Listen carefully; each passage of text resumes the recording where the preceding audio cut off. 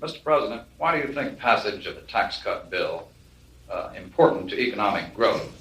And what are your views concerning the relationship between tax policy, government spending, and the federal debt? Well, I'm for the tax cut because I think it's essential if we're going to maintain a rate of economic growth which will provide full employment and provide economic security for our people. Beginning in 1957, the economy of the United States flattened out.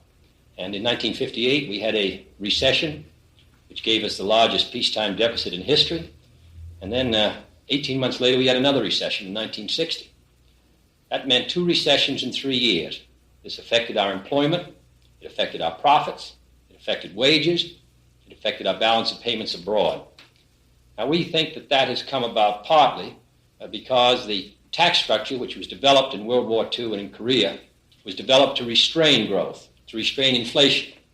Now inflation is no longer our great problem. In fact, since 1957, we've had a relatively stable price level. Our feeling, therefore, is stronger that if we can get a $10 billion tax reduction this year and next year, that this will multiply as it passes through the economy, as it's spent by a consumer who buys a car. The automobile company then buys steel. Steel pays a worker. That this will amount to a nearly $30 or $40 billion stimulus to the economy. We'll begin to get on top of our unemployment, which is now almost 6%. We'll maintain our economic growth without a recession. We will not repeat the history of the end of the 50s. So I believe this tax cut is essential. Now, the next question is, can we afford it? I think that we can't afford not to. The greatest waste are people out of work and machines not working. We've got too many of both.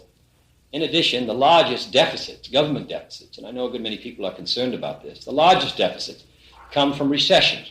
As I said, in 1958, we thought, the government thought in those days, that we were going to have a $500 million surplus. Because the recession of 58 came, we had a $12.5 billion deficit.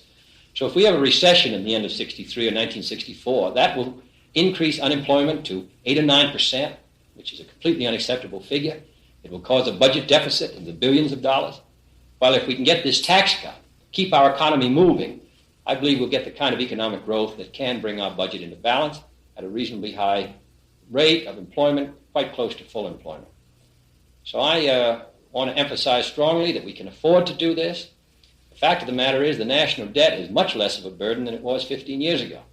In 1945 and 6, it was 120% of our gross national product. Now it's only 53%, and it's dropping. So the important thing for us, and I think Western Europe discovered this, and they've had 10 years of solid prosperity and full employment, is enough demand, enough funds available for an investment with a moving economy.